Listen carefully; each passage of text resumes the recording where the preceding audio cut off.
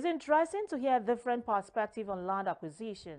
Why some prefer the security of government allocations, others trust private developers, and some believe indigenous landowners offer the best deals. What's the best option? Well, let's get an expert's insights of Ugochukwu Chime in our next segment, The Real Conversation. Stay with Housing Development. I'll be back after this short break.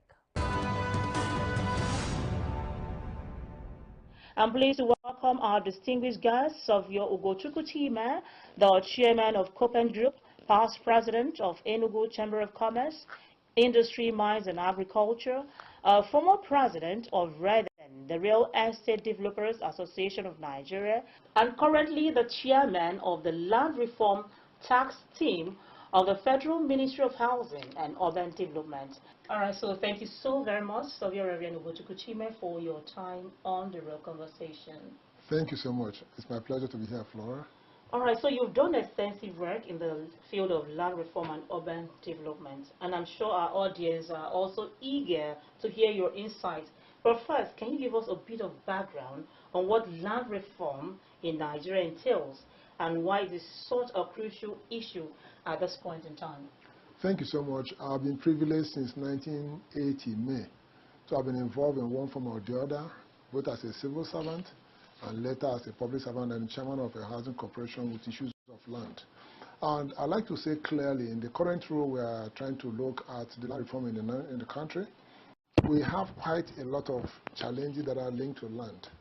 The reality is this: every development is on land, and the way you manage land determines how those development goes.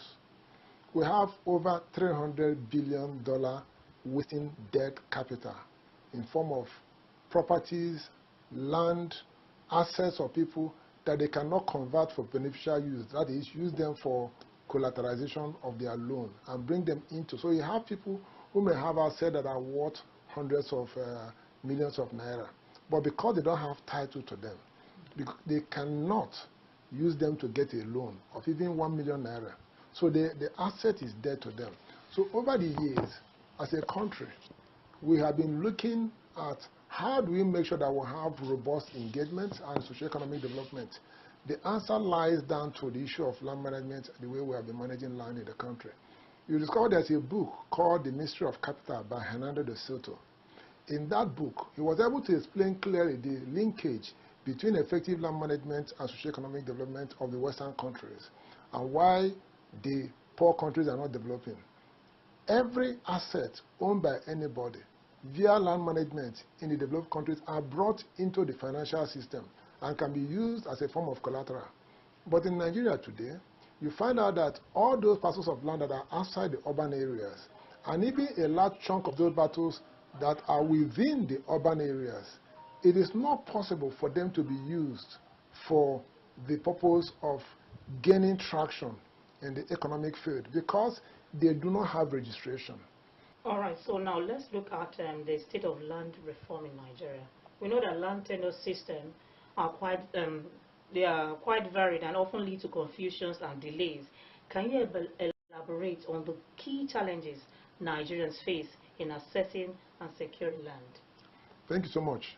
A lot of people say we must have to change the land use decree, that it doesn't present what we needed as a way of document. I have had a privilege of looking at that document over and over again and attending a number of seminars and symposiums on that. And what came out from me that we have a human factor challenge.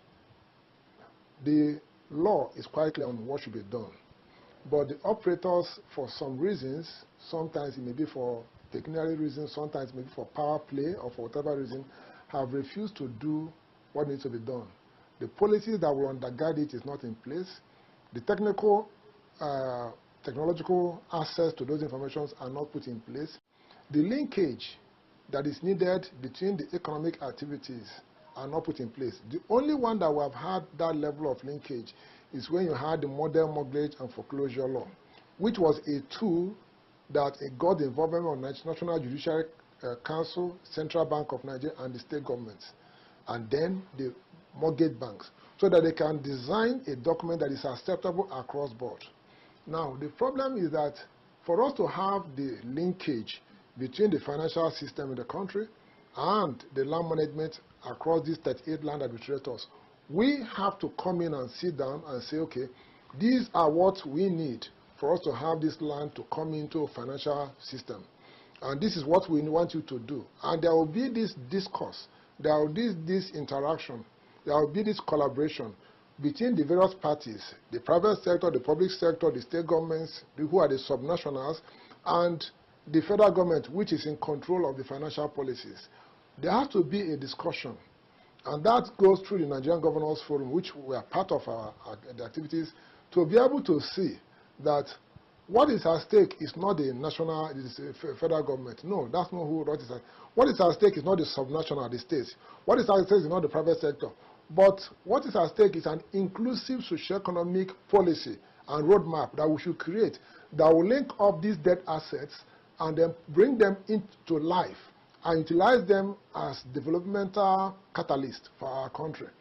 If that understanding is there, we discover that some of the policy challenges and some of the other implementation protocol challenges that we have in delays in title, delays in registration, delays in this thing will go away.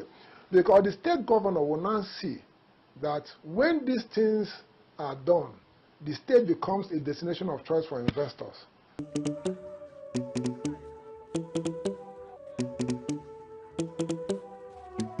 Let's go. Let's go. Let's go. Oh,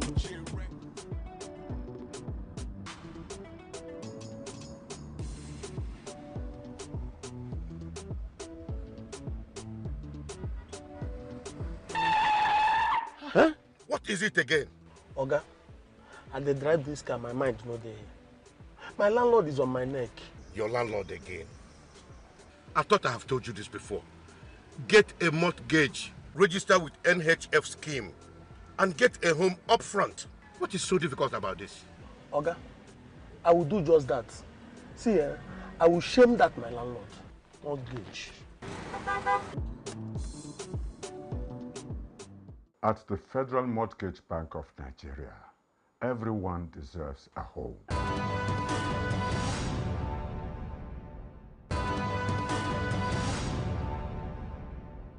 That was an insightful conversation with Sovio Ugochukwu Chima. Clearly, land reforms plays a crucial role in ensuring easier access to property and economic growth. Now let's shift our focus to a community in Abuja where residents are facing serious housing challenges. Ijayapi community in Abuja is home to many struggling families living in harsh conditions with limited access to basic amenities. Our team visited the area to bring first-hand reports on their living situations. Have a look. Ijayapi, popularly known as Biajin, is indeed a community located in the Buhari Area Council of the FCT. Buhari Area Council is one of the 6 area councils that make up the FCT, and it's known for its diverse communities and rural settings. Ijayapi, being a community in this area, likely faces both opportunities and challenges relating to its rural location and proximity to the nation's capital, Abuja. Ijayapi community is facing significant development challenges which are affecting the quality of life for its residents. One of the major issues stressed by residents in Ijayapi is the lack of access roads, which can make it difficult for people to commute, access markets, and receive essential services. Access to clean water is essential for human health, hygiene, and economic productivity.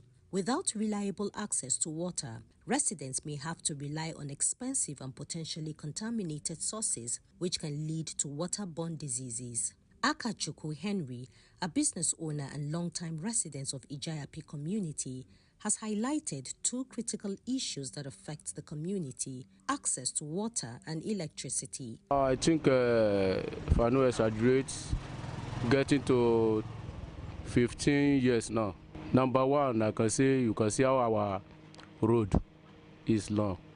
So in this environment, one is low road. Number two, there's no government water here, like all this water board. So we don't have them here. So we need water in this environment. But the major thing, there's no water here. In this environment, what we base on is borehole, and the amount they are selling borehole now is too much. A bath, I think a bath now maybe is 150 or 200 or 100 naira. The only challenge that we have now is water. We don't have water board here. Our electricity here is stable for now. Our road, one senator just helped us and tie a road for us. But our major challenge here now is water board. We don't have water in this area. If you don't have a borehole, nothing for you. So that's our major challenge for now. We don't have water. Road, God don't bless us. But now money issue now, where we train our children, we chop, we dey face for now.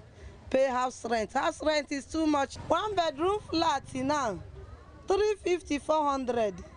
Self-contained 250. Single room is 200.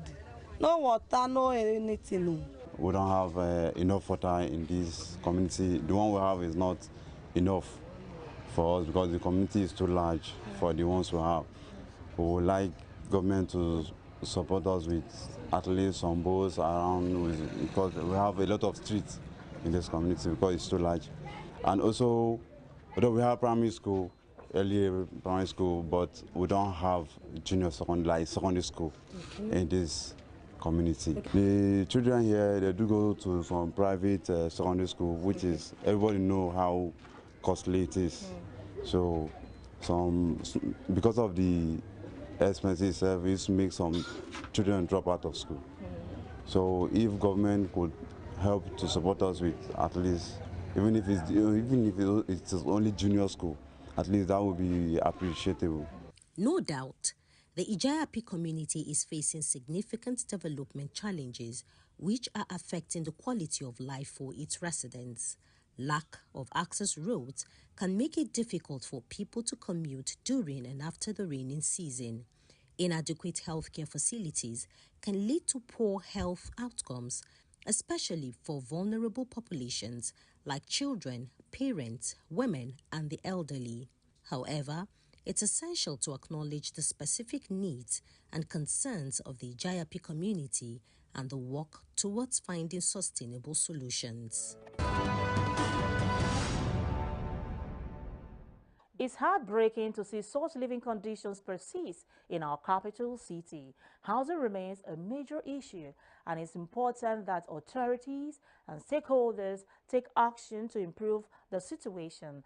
Let's turn our attention to the Property Hunters segment, where we'll help you find the best real estate deals.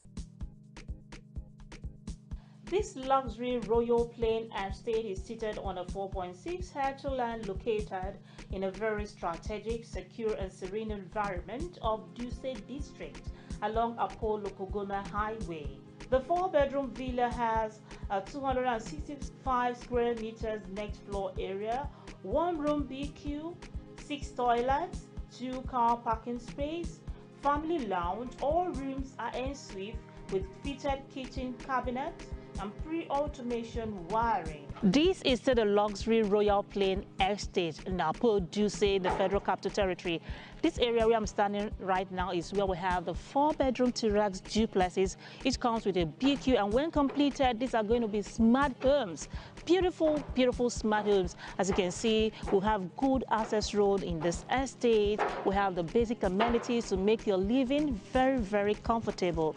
The DME Luxury Royal Plain Estate, 4-bedroom T-Rex duplexes, all going for sale. So why not rush now, hurry up now, while we still have these units available. We are the developer of the Clinton Castle, located here inside the Navy Town, Asokoro. Here, of course, you could see what we are doing here. We are building 5- and 4-bedroom luxury detached duplexes here inside the Navy Town. You can come with me up there so that I can show you exactly what is going on in the environment. Let's take a tour. Yeah, you can see this one. This one is at the plastered stage now. It's roofed. Everything is going to come up well, like the 3D I sent to you. All right. Yes.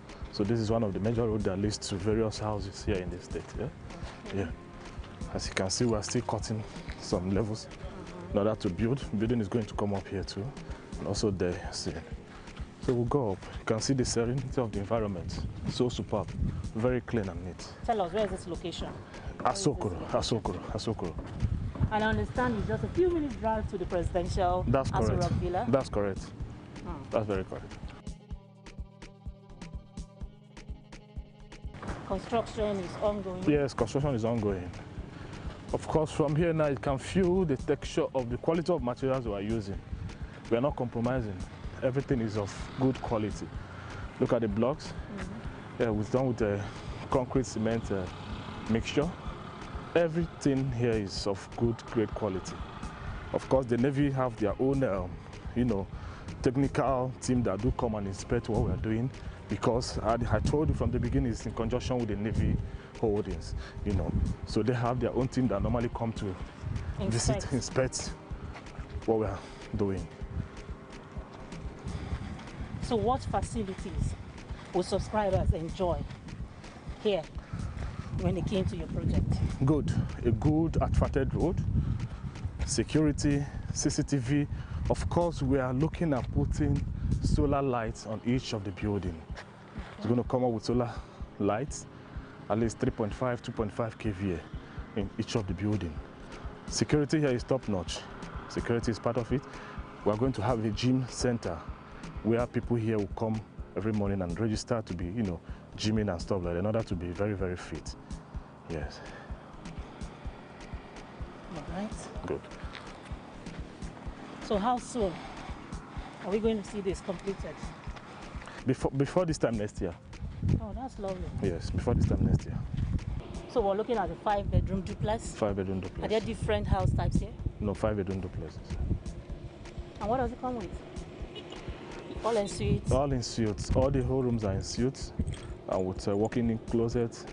Of course, a very good POP designs, lightnings, good furniture you can talk about in the world. It's going to come out superb. We are not compromising quality here. Everything is going to be of high standard. Before I wrap up today's program, let's talk about one of the biggest events in the real estate sector, the Africa International Housing Show 2025. This premier housing and construction event will take place at Transcorp Hilton, Abuja from July 26 to 31st, 2025.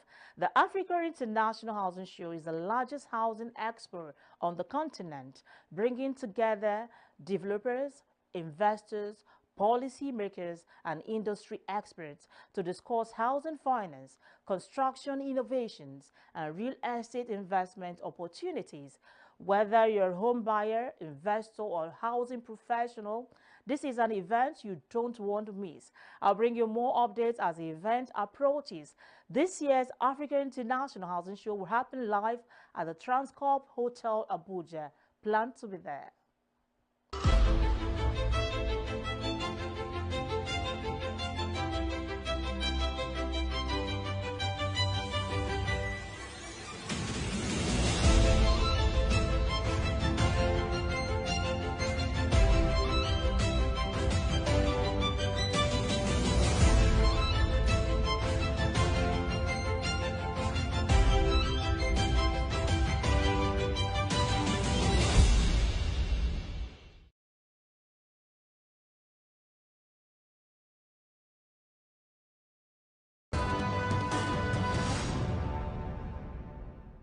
Remember, housing is a fundamental need, and we must keep advocating for policies and solutions that make home ownership accessible to all.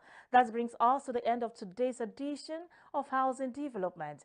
Join me again next Wednesday at 9 a.m. for more updates, insights, and discussions on the housing sector. Until then, I remain your housing diva, Flora Ani. Stay safe and take care.